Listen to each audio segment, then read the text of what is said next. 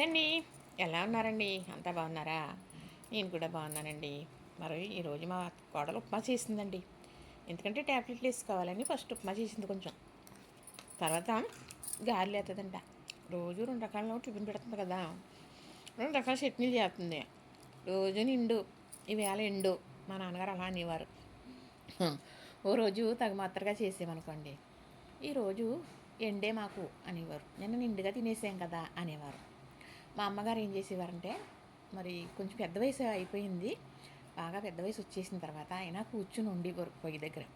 ఒక్కోసారి ఉప్పేయటం మర్చిపోయేవారు. మర్చిపోతే మరి మరునాడు కొంచెం ఉప్పు తగిలించేసేవారు. మరి వయసు అయిన వాళ్ళు చెయ్యాలంటే కష్టమైన పనే కదండి. మా నాన్నగారు ఏమని సర్దుకునేవారో తెలుసా? నేను మేము ఉప్పు వేసుకోలేదు, ఈరోజు కొంచెం వేసుకున్నాం, అది ఇది కలిసిపోయి సరిపోతుందిలే అనేవారు. అలా జోక్గా తీసుకునే జీవితం అంతా కూడా నెట్టుకొచ్చేసారు. ఒక రూపాయి ఎవరికి అప్పు ఇవ్వలేదు, ఒక రూపాయి అప్పు తీర్చుకోలేదు. 6 పిల్లల్ని పెంచి పెద్ద చేసి మగ ఆడ సమానంగా పెళ్ళిళ్ళు చేశారు మా నాన్నగారు. ఒక గొప్ప వ్యక్తి. దుమ్ములు గంధం చెక్కల్లాగా అరగదీసుకున్నారు. బియ్యం తయారు చేసి అమ్మి మరి కుటుంబాన్ని పోషించేవారన్నమాట. ఇప్పుడులాగా కాదు. అయితే మనిషి లేనప్పుడే మనిషి విలువ తెలుస్తుంది.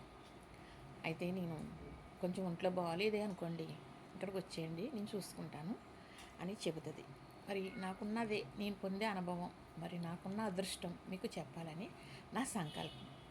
మరి ఎప్పటి నుంచో చెప్పాలి అని అనుకుంటున్నాను. మరి అమ్మాయి చూస్తుంది కాబట్టి కదా.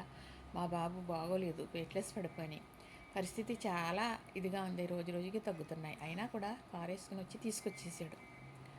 తను చూసుకుంటుంది కదరా అని కూడా నేను అనటం జరిగింది. అయితే మరి భగవంతుడి దయ వల్ల బాగోలేదంటే వచ్చేయడం, ఆ అమ్మాయి చూడటం, నేను మళ్ళా రికవర్ అవ్వడం, వెళ్ళడం జరుగుతూ ఉంది. నేను ఏ వీడియోల కోసమని కాదండి, మరేమో గొప్ప కోసమని కాదు, ఉన్నమాట చెప్పుకోవాలి.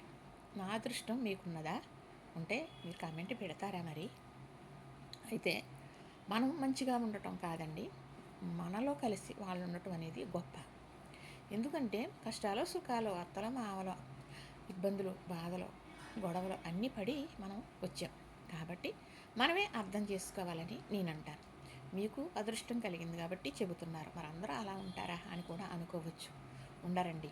ఉండేలా చేసుకోవాల్సిన బాధ్యత పెద్దవాళ్ళుగా మనదే అని నేను అంటాను. కానీ ఒక్కొక్కరు మొగ్గుగా ఉంటారు, వినరు. అది కూడా నేను ఒప్పుకుంటాను.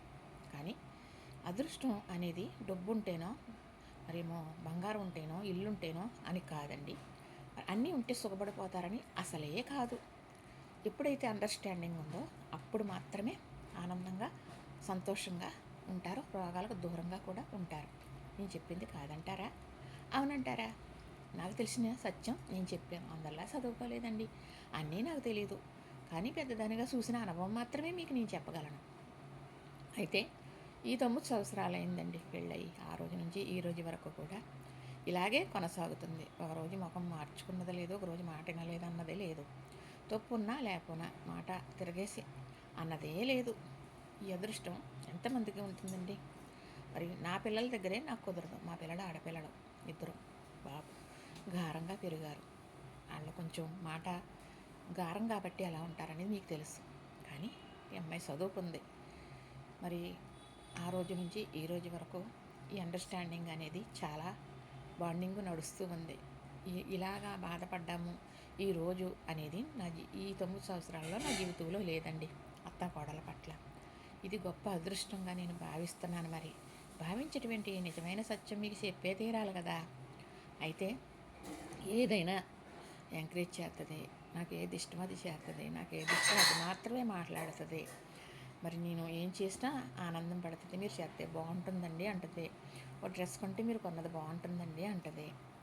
అయితే చూడటంలో ఓ తల్లిలాగా చూస్తుందండి.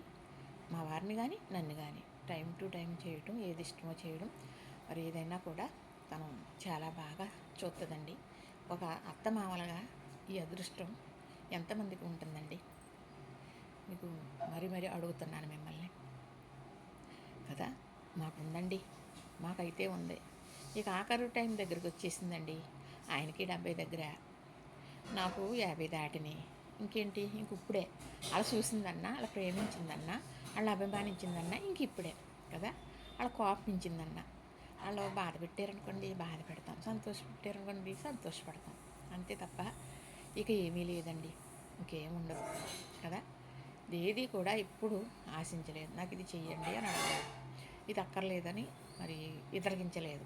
ఏది చెప్తే అది బంగారం అలాగా స్వీకరించింది, అడగలేదు. ఒక చీర కొన్నానే అనుకోండి, తనకి మీరు కట్టుకోండి ముందు, బాగుంటుంది మీకు, తర్వాత నేను కట్టుకుంటానండి అంటదండి. ఇలా అనేవాళ్ళు ఎంతమంది ఉంటారండి. నేను ఏ వీడియోల కోసమో కాదు సుమండి, నా ఉన్న సత్యం మరి దైవశక్తిగా చెబుతున్నాను. చూశారు కదా, నచ్చింది కదా. మరి ఇదేనండి, లైక్ చేయండి, షేర్ చేయండి, సబ్స్క్రైబ్ చేయండి.